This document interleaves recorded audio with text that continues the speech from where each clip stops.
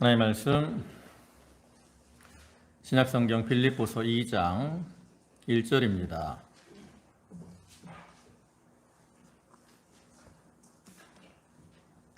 빌립보서 2장 1절 신약성경 페이지로는 319쪽.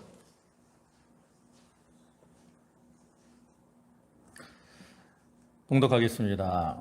그러므로 그리스도 안에서 무슨 권면이나 사랑의 무슨 위로나 성령의 무슨 교제나 긍휼이나 자비가 있거든 마음을 같이하여 같은 사랑을 가지고 뜻을 합하며 한 마음을 품어 아무 일에든지 다툼이나 허용으로 하지 말고 오직 겸손한 마음으로 각각 자기보다 남을 낮게 여기고 각각 자기 일을 돌아볼 뿐더러 또한 각각 다른 사람들의 일을 돌보아 나의 기쁨을 충만하게 하라. 너희 안에 이 마음을 품으라. 곧 그리스도 예수의 마음이니 그는 근본 하나님의 본체시나 하나님과 동등됨을 취할 것으로 여기지 아니하시고 오히려 자기를 비워 종의 형체를 가지사 사람들과 같이 되셨고 사람의 모양으로 나타나사 자기를 낮추시고 죽기까지 복종하셨으니 곧 십자가에 죽으심이라. 이러므로 하나님이 그를 지극히 높여 모든 이름 위에 뛰어난 이름을 주사 하늘에 있는 자들과 땅에 있는 자들과 땅 아래에 있는 자들로 모든 무릎을 예수의 이름에 꿇게 하시고 모든 입으로 예수 그리스도를 주라 시인하여 하나님 아버지께 영광을 돌리게 하셨느니라. 아멘. 할렐루야. 지난 추석 연휴, 지금 추석 연휴가 계속되고 있는데 추석 명절은 잘 보내셨습니까? 오늘 이 시간에도 하나님께 예배하는 모든 성도에게 하나님의 은총과 또 축복이 함께 하시기를 축원합니다. 오늘 이 시간에 빌립보서 2장 1절부터 11절 말씀을 보셨는데요. 그 중에 5절의 말씀을 보면 너희 안에 이 마음을 품으라 곧 그리스도 예수의 마음이니 이와 같이 말씀을 하고 있는데 이 말씀을 근거로 해서 그리스도의 마음으로 라는 제목으로 함께 은혜를 나누고자 합니다. 이건 계속 빌립보서의 말씀을 살펴보고 있는데 제가 처음에 빌립보서를 이렇게 증거하면서 여러분들에게 그 빌립보서의 주제에 대해서 좀 말씀을 드렸습니다. 혹시 기억나시나요? 기억이 안 나실 수도 있는데 기억을 하시면 감사한 것이고 또 기억을 못해도 감사합니다. 왜냐하면 기억을 하시면 기억하신 대로 그 말씀을 따라 살려고 힘을 쓰면 되니까 그것이 감사한 것이고 또 여러분이 기억이 안 나시면 제가 또 말씀을 드려도 똑같은 말을 한다라고 뭐라고 하지 않을 거니까 그것도 감사합니다. 아무튼 혹시 기억을 못 하시는 분들을 위해서 다시 한번 말씀을 드리면 빌립보서의 주제는 주 안에서 기뻐하라 이러한 내용입니다. 바울은 빌립보서를 통해서 빌립보 교인들에게 또 오늘날 우리 성도들에게 주 안에서 기뻐하는 삶을 살아라 교훈을 해요. 그래서 이 빌립보서를 보면 이 기뻐하라라는 말이 한 7번 정도 이렇게 나오고 있습니다. 네, 바울이 이렇게 빌립보 교인들을 향해서 기뻐하라라고 이렇게 교훈을 하면서 또 한 가지 강조하는 그러한 내용이 있어요. 그것은 뭐냐면 바로 한 마음을 품어야 한다라는 겁니다. 그래서 이 기뻐하라는 말이 7번 나오는 것처럼 또 마음이라는 단어도 빌립보서에 한 7번 정도가 나오고 있어요. 그래서 우리가 지난주에 이제 빌립보 1장 27절부터 말씀을 통해서 복음에 합당하게 생활하라 라고 말씀을 드렸는데 그러면 복음에 합당하게 사는 모습을 여러 가지 제가 증거를 했잖아요. 그 중에 첫 번째가 무엇이라 그랬습니까? 바로 한마음 한뜻으로 복음 안에서 협력해야 한다라는 거예요. 빌립보 1장 27절을 보면 오직 너희는 그리스도의 복음에 합당하게 생활하라. 이는 내가 너희에게 가보나 떠나 있으나 너희가 한 마음으로 서서 한 뜻으로 복음의 신앙을 위하여 협력하는 것과 그랬습니다. 이렇게 한 마음으로 복음 신앙에 협력하라 그러죠. 또 오늘 본문에서도 원년 바울이 한 마음이 품으라 라고 말을 합니다. 본문 2절을 보면 마음을 같이하여 같은 사랑을 가지고 뜻을 합하며 한 마음을 품어 그랬습니다. 이와 같이 바울이 이 빌립보 교인들을 향해서 한 마음을 품으라 라고 교훈하는 것은 이 교회 안에서 한 마음을 품어야 다툼이 없이 일치 단결하여 한 몸을 이룰 수 있고, 이렇게 한 몸을 온전히 이룰 때 교회가 든든히 서며 믿음의 선한 싸움을 잘 싸우고 이런 사단의 계계와 술수를 물리쳐 승리할 수 있고, 그리고 그렇게 승리하는 삶을 살 때 우리가 교회 안에서 평안과 기쁨을 누릴 수가 있기 때문이라는 거죠. 우리가 빌립보서를 보면 잘 알 수 있듯이 이 빌립보 교회는 참 잘하는 그런 면이 많은 교회라 그랬습니다. 그들은 첫날부터 계속 복음으로 교제하고 있었고, 또 사랑으로 행하는 가운데 바울의 매임과 또 복음을 확정함에 동참하고, 그로 인해서 또 바울의 은혜에도 참여하는 이러한 교회였습니다. 이렇게 좋은 면이 많은 그러한 교회였지만 이 빌립보 교회에는 한 가지 문제가 있었는데, 그것이 무엇이냐? 바로 한 마음이 되지 못함으로 다투고 있었다라는 거죠. 빌립보 4장 2절을 보면 내가 유오디아를 권하고 순두개를 권하노니 주 안에서 같은 마음을 품으라 그랬습니다. 이 말의 의미는 뭡니까? 이 유오디아와 순두개라는 여인이 주 안에서 어떤 마음을 갖고 있어요? 같은 마음을 품고 있습니까? 그렇지 못하고 있다라는 거죠. 여기 나오는 이 두 여인은 이 빌립보 교회에 있는 여성도들인데, 교회를 위해서 참 봉사도 많이 하고 수고도 많이 하는 그러한 가운데 있었지만, 이렇게 한 마음이 되지 못함으로 인해서 다투고 분쟁을 하고 있었다라는 거죠. 그렇기 때문에 바울은 그들을 향해서 너희가 한 마음, 같은 마음을 품으라 이렇게 교훈을 하는. 우리가 성경을 보면 이제 선지자님 이후에 예루살렘 교회가 세워지게 되고, 그리고 이제 교회들이 점점 확장이 되어가게 됩니다. 근데 처음에 세워진 이 예루살렘 교회는 주로 유대인 신자들이었어요. 그러나 이제 그 이후에 이방인들에게도 복음이 전파되고, 그래서 어느 시대나 교회 안에는 많은 부류의 사람들이 생기게 되죠. 초대교회 시대는 유대인과 헬라인, 또 자유자나 종들, 또 존귀한 자나 비천한 자, 여러 부류, 여러 혈통, 여러 신분의 사람들이 모여서 신앙생활을 하게 됩니다. 근데 이렇게 여러 부류의 사람들이 모이다 보니까 교회 안에 문제가 생긴다라는 거죠. 그게 뭐냐? 바로 각자의 어떤 상황, 처지에 따라서 생각이 다르기 때문에 그로 인해서 불평과 불만이 생기게 된다라는 거예요. 예루살렘 교회에도 그러한 문제가 생겼죠. 교회가 확장이 되고 이제 성도들이 많아지니까 예루살렘 교회는 어떤 문제가 생깁니까? 구제로 인한 문제가 생기죠. 그래서 헬라파 유대인들이 자기들의 과부가 매일 구제에 빠지는 것을 보고 히브리파 유대인들을 원망했다라고 말을 합니다. 그러니까 헬라파 유대인들은 너희가 우리를 차별하는 거 아니냐, 이런 마음을 가진 것이고, 그로 인해 원망을 하게 된 거죠. 그래서 이제 사도들의 일곱 집사에게 안수하고 구제일을 그들에게 맡기게 되는데, 그 이후에는 이제 오히려 처음엔 유대인들만 있었는데 그 이후에는 이방인들까지 많은 부류의 사람들이 모이게 되니까 교회 안에 점점 더 많은 문제들이 생기게 되고, 이 빌립보 교회에도 그러한 문제가 있었기에 바울은 그 문제를 해결하기 위해서 이 빌립보 교인들에게 너희가 한 마음을 품으라 이와 같이 교훈을 하고 있는 겁니다.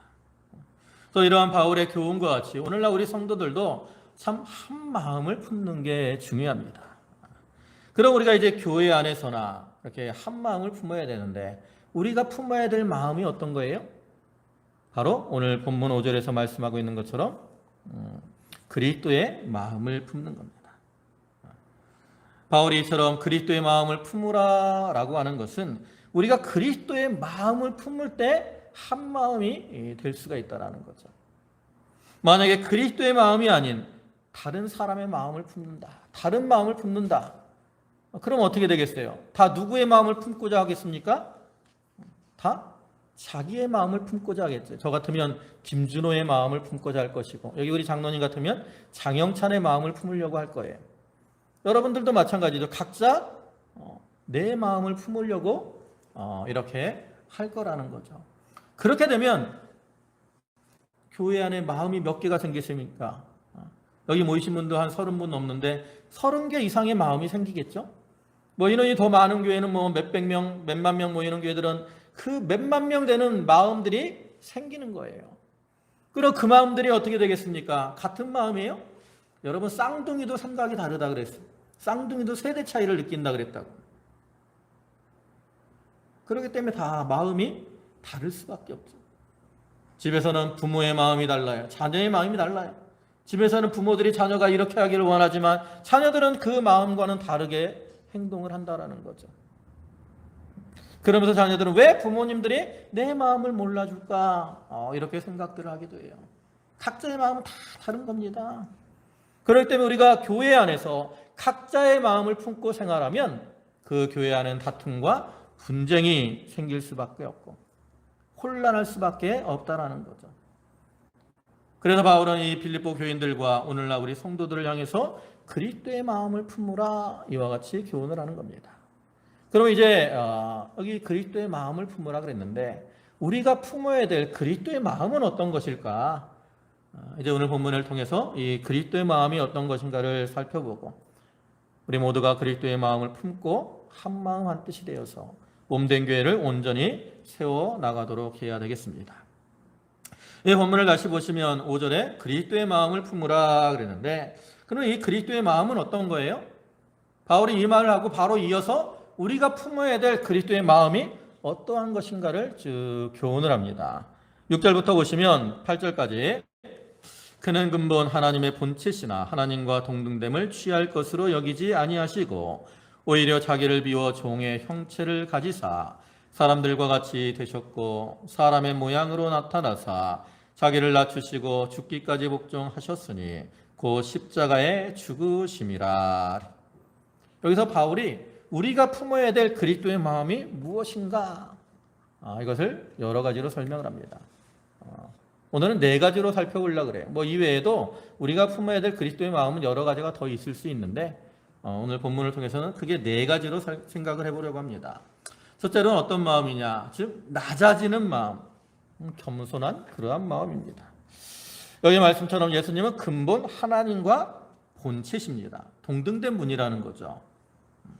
요한복음 1장 1절과 2절을 보면 태초에 말씀이 계시니라 이 말씀이 하나님과 함께 계셨으니 이 말씀은 곧 하나님이시니라 그가 태초에 하나님과 함께 계셨고 이처럼 예수님은 태초에 하나님과 함께 하신 분입니다. 이 말의 의미는 뭐냐면 예수님은 우리와 같은 하나님에 의해서 창조된 피조물이 아니라 하나님과 동등되시고 동일하신 그러한 분이라는 의미죠. 그뿐만 아니라 또 하나 예수님은 하나님이 창조의 사역을 하실 때 함께 일하신 분이죠. 그래서 요한복음 1장 3절을 보면 만물이 그로 말미암아 지은 바 되었으니 지은 것이 하나도 그가 없이는 된 것이 없느니라 그랬습니다. 또 잠언 8장 27절부터의 말씀을 보면 그가 하늘을 지으시며 궁창을 해면에 두르실 때에 내가 거기 있었고 그가 위로 구름 하늘을 견고하게 하시며 바다의 샘들을 힘 있게 하시며 바다의 한계를 정하여 물의 명령을 거스리지 못하게 하시며 또 땅의 기초를 정하실 때에 내가 그 곁에 있어서 창조자가 되어 그랬습니다. 하나님이 천지 만물을 창조하실 때 예수님이 그 곁에 계셨고 또 창조자로서 함께 이 일을 하셨다라는 거죠. 근데 그러한 예수님께서 자기의 그 하나님과 동등된 그 자리를 내어놓고 낮아진 거예요. 예수님의 낮아지심은 우선적으로 피조물인 인간의 몸을 입고 오신 것이고요. 또 인간의 몸으로 오실 때도 어떤 존귀한 그러한 신분으로 오시지 않고 이렇게 목수의 아들로서 마국간에서 태어나십니다. 또 이 땅에 계실 때도 참 제자들의 발을 씻겨주시는 것처럼 종의 자리에까지 낮아지셨고 마침내는 죽음의 자리에 들어가셨어요. 이렇게 무한하시고 영원하시고 능력이 많으신 하나님께서 이렇게 유한한 인간의 몸을 입으시고 또 종의 형체를 입으셨을 뿐만 아니라 우리를 위해 죽어주셨으니 얼마나 낮아진 겁니까? 그래서 이러한 겸손한 모습으로 낮아신 주님께서 제자들을 향해서 이제 뭐라고 말씀하십니까? 너희도 나와 같이 낮아지라, 겸손하게 행하라 말씀을 하죠. 또 마태복음 11장 29절에 나는 마음이 온유하고 겸손하니 나의 멍에를 메고 내게 배우라. 겸손한 모습으로 주님을 따르라는 거예요.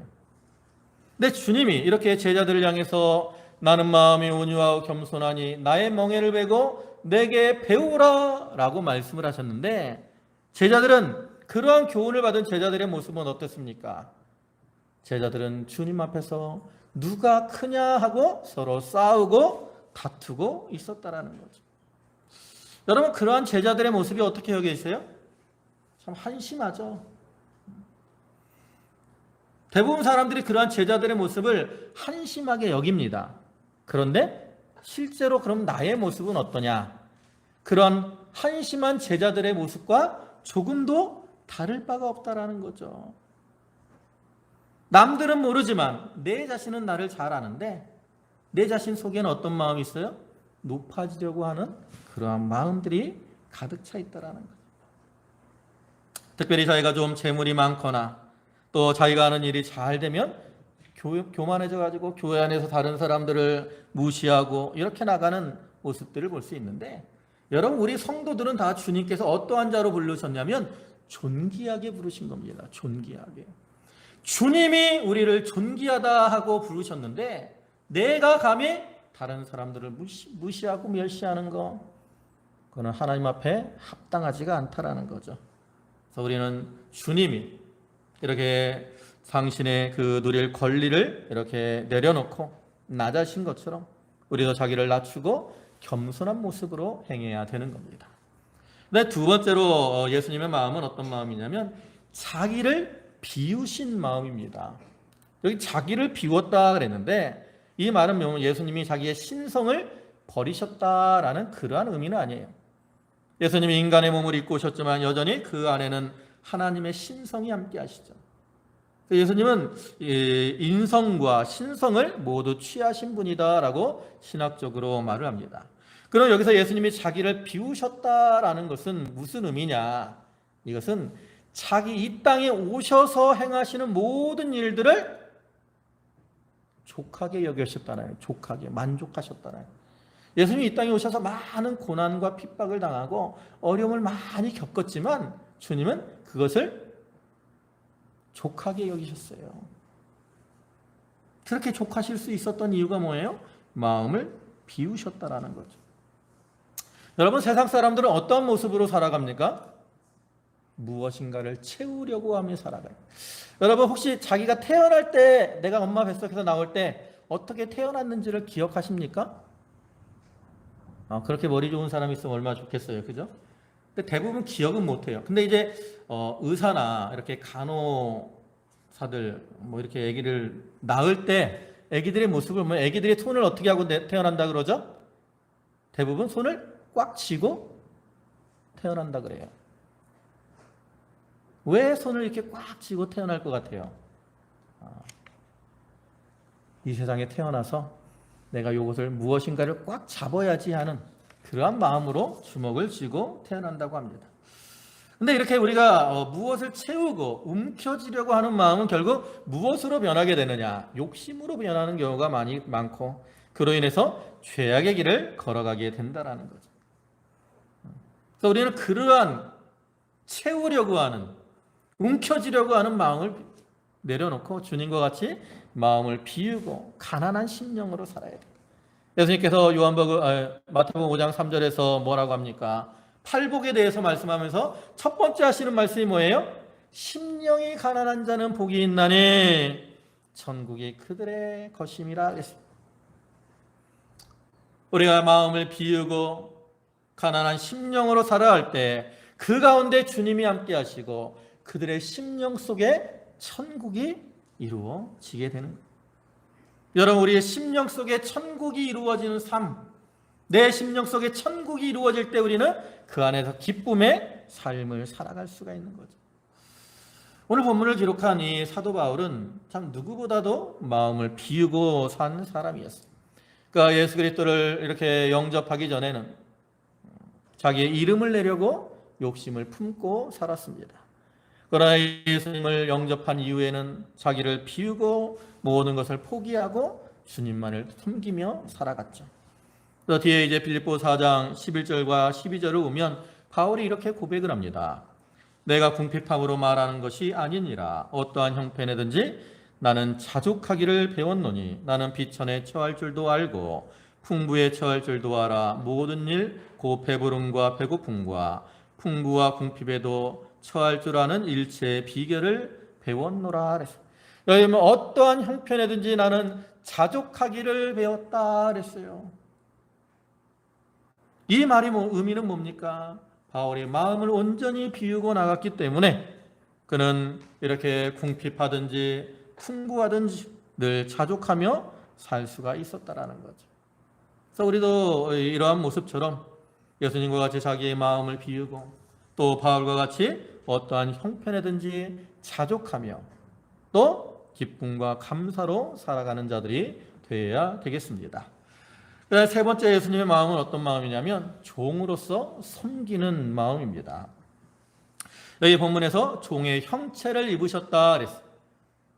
이거는 이름만 종이 되었다라는 그러한 뜻이 아니라 온전히 종의 본체가 되었다라는 것이고, 이것은 종으로서 섬기시는 삶을 사는 것을 의미합니다. 예수님께서는 친히 말씀하시기를 인자가 온 것은 섬김을 받으러 온 것이 아니라 섬기러 왔다라고 마태복음에서 말씀을 하죠. 그래서 이 말씀처럼 예수님께서는 실제로 이 땅에 오셔서 섬기는 자로서의 삶을 살았습니다. 공생애를 시작하기 전에도 육신의 부모인 마리아와 요셉을 잘 섬기셨고요. 또 공생애를 시작하신 이후에도 하나님의 뜻을 따라 하나님을 섬기고 또 많은 사람들을 섬겼어요. 사실 예수님은 하나님이시기 때문에 섬김을 받는 것이 마땅하시지만 이렇게 섬기는 자로서의 삶을 살았는데, 예수님이 이와 같이 섬기는 삶을 산 이유가 무엇이냐? 바로 우리로 하여금 섬기는 삶을 살도록 본을 보여주신 거라는 거죠. 그래서 예수님이 요한복음 13장에서 이렇게 말씀하잖아요. 13장 13절부터 보면 너희가 나를 선생이라 또는 주라 하니 너희 말이 옳도다. 내가 그러하다. 내가 주와 또는 선생이 되어 너희 발을 씻었으니 너희도 서로 발을 씻어주는 것이 옳으니라. 내가 너희에게 행한 것 같이 너희도 행하게 하려 하여 본을 보였노라.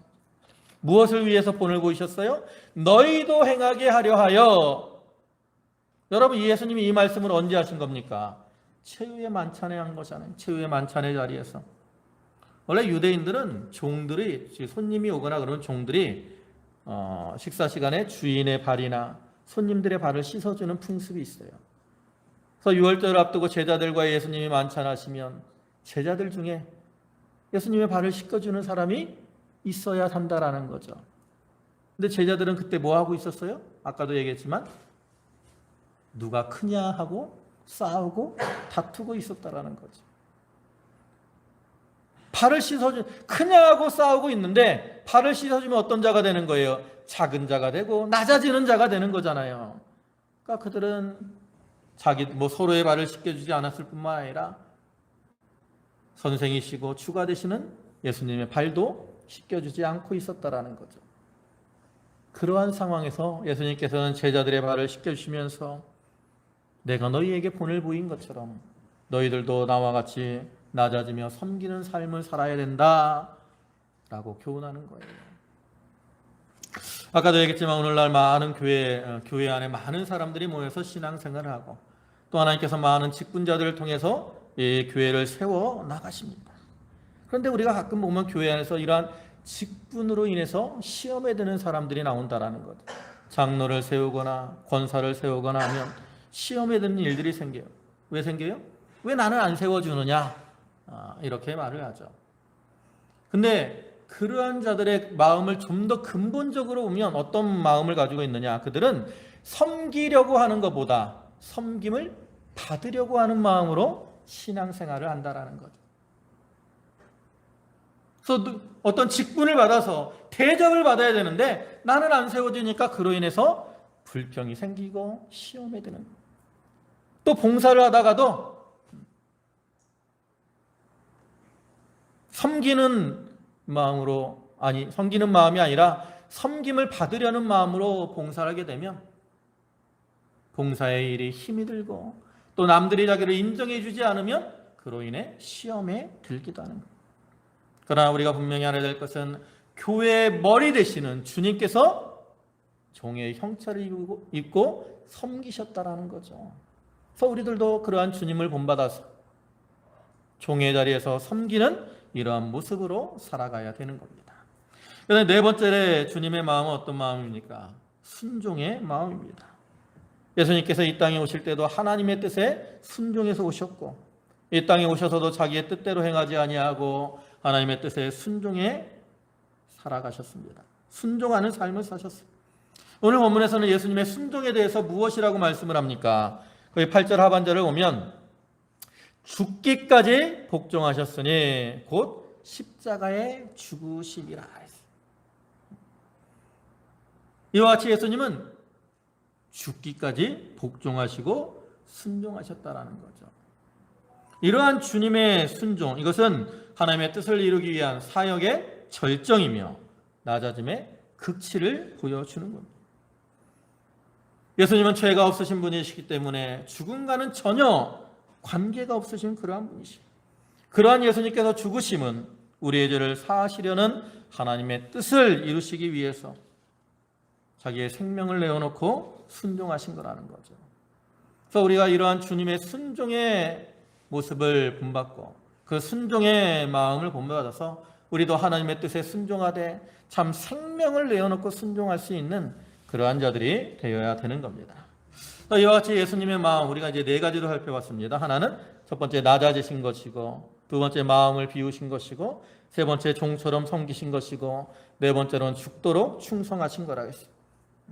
그래서 바울이 이제 빌립보 교인들을 향해서 너희가 이러한 예수님의 마음을 품어라 라고 말을 했는데, 그러면 바울의 이러한 권면은 무엇을 의미하는 것일까? 예수님의 마음을 품는다는 것은 어떤 뜻이냐? 그냥 마음만 품고 살면 된다는 것일까? 나는 마음속에 예수님의 마음을 품었어요 라고 말을 하면 끝나는 것이냐? 그게 아니라는 거죠. 우리가 예수님의 마음을 품는다는 것은 그 마음을 우리 마음속에 채울 뿐만 아니라 더 나아가서 그 마음대로 그 마음을 따라 살아가야 될 것을 의미하는 거죠. 우리가 야고보서 말씀 잘 알잖아요. 행함이 없는 믿음은 어떤 믿음이에요? 죽은 믿음이에요. 그래서 행함으로 우리의 믿음이 온전케 된다라고 말씀을 합니다. 그와 같이 우리가 예수님의 마음을 품었으면 우리의 행함을 통해서 그 예수님의 마음이 나타나야 된다라는 거죠. 그럼 이제 우리가 그리스도의 마음으로 행해야 될 일이 무엇일까? 좀 살펴보면 본문 앞에 이제 쭉 나타납니다. 첫째로는 권면과 위로하는 일을 하는 겁니다. 본문 1절을 보시면 그러므로 그리스도 안에 무슨 권면이나 사랑의 무슨 위로나 성령의 무슨 교제나 긍휼이나 자비가 있거든. 앞에서도 말씀드렸듯이 빌립보 교회 안은 여러 시험이 있었고 또 십자가의 원수로 나온 대적자들이 많이 있었습니다. 그래서 이러한 시험이 있고 대적자들이 있다 보니까 교회 안에 어떤 사람들이 생기게 됩니까? 시험으로 인해서 실족하고 넘어지는 그러한 자들이 생기게 된다라는 거죠. 그래서 바울은 빌립보 교인들을 향해서 너희가 그리스도의 마음을 품었으면 너희 가운데 이렇게 시험에 들고 넘어지는 사람들이 있을 때 그들을 책망하고 또 본체만체하고 무시하지 말고 너희가 그들에게 대한 사랑과 긍휼의 마음을 품고 그들을 권면하고 위로해 주어야 된다라고 말을 하는 겁니다. 여러분, 예수님께서도 이 세상에 계실 때 예수님을 따라다니던 제자들 가운데도 시험에 들고 넘어지는 사람들이 많았어요. 그럼 예수님께서 그러한 제자들을 다 어떻게 하셨어요? 너 쓸데없으니까 가! 내버리고 포기하셨습니까? 아니에요. 예수님은 참 사랑으로 그들을 권면하고 위로해 주셨다고. 그와 같이 오늘날에도 우리가 이 그리스도의 마음을 품고서 교회 안에서 특별히 힘들고 어려운 일을 당한 자들, 넘어지고 쓰러져 있는 자들을 사랑으로 권면하고 위로해 주고 그를 통해서 함께 믿음의 길을 걸어가야 되는 거예요. 두 번째로 해야 될 일은 뭐냐면 교회 안에서 사랑으로 한 몸을 이루는 겁니다. 본문 2절 보시면 마음을 같이하여 같은 사랑을 가지고 뜻을 합하며 한 마음을 품어 그랬습니다. 그래서 마음을 같이하고 또 같은 사랑을 가지고 행한다라는 말은 우리가 사랑으로 하나가 되어야 될 것을 의미하는 겁니다. 빌립보 교회 안에는 참 바울에 대한 사랑도 있었고 복음 전파에 대한 열정도 있었어요. 그러나 앞에서 말씀드린 것처럼 내부 분열이 있었고 그로 인해 한 몸을 이루지 못하고 있었다는 거죠. 또 바울은 그러한 자들을 향해서 이와 같이 그리스도의 마음과 그리스도의 사랑을 가지고 한 몸이 되되 하나가 되되 이렇게 마음만 하나가 될 뿐만 아니라 지체로서 온전히 합하여서 한 몸을 이루어야 된다라고 교훈을 하는 거죠. 여러분, 우리가 마음이 하나가 되었으면 우리의 몸도 좀 하나가 되려고 힘을 써야 됩니다. 우리가 몸이 하나가 되는 것은 바로 사랑을 통해 이루어지는 거죠. 골로새 3장 13절과 14절을 보면 누가 누구에게 불만이 있거든 서로 용납하여 피차 용서하되 주께서 너희를 용서하신 것 같이 너희도 그리하고 이 모든 것 위에 사랑을 더하라. 이는 온전하게 매는 띠니라 그랬어요. 사랑이 있을 때 불만도 용서해주고 또 다른 사람의 허물도 용납해주고 온전하게 하나로 묶여질 수가 있다는 거죠. 우리가 이러한 같은 마음, 같은 사랑, 특별히 그리스도의 마음, 그리스도의 사랑으로 연합이 되어서 한 몸이 되는 그러한 삶을 살아가야 되는 겁니다. 마지막으로 또 우리가 그리스도의 마음으로 행해야 될 것은 무엇이냐면 겸손함으로 모든 일들을 감당해 나가는 겁니다. 보면 3절과 4절에 아무 일에든지 다툼과 허영으로 하지 말고 오직 겸손한 마음으로 각각 자기보다 남을 낮게 여기고 각각 자기 일을 돌아볼 뿐더러 또한 각각 다른 사람들의 일을 돌보아 나의 기쁨을 충만하게 하라. 여러분, 하나님께서 우리를 교회의 지체로 부르신 이유가 무엇이겠습니까? 그것은 우리를 통해서 그리스도의 몸을 온전히 이루고 또 그를 통해서 하나님의 뜻을 이루시기 위함이죠. 그래서 우리 성도들은 이렇게 하나님의 부르심을 따라서 한 몸을 이루어야 할 뿐만 아니라 각 지체로서 해야 될 일들을 잘 감당해 나아가야 돼요. 그런데 이렇게 우리가 지체로서 일을 감당할 때 중요한 게 뭐냐? 바울은 여기서 본문에서 무엇이라고 합니까? 다툼이나 허영으로 하지 말라라고 말을 합니다. 왜 다툼과 허영으로 하지 말라라고 말을 하느냐?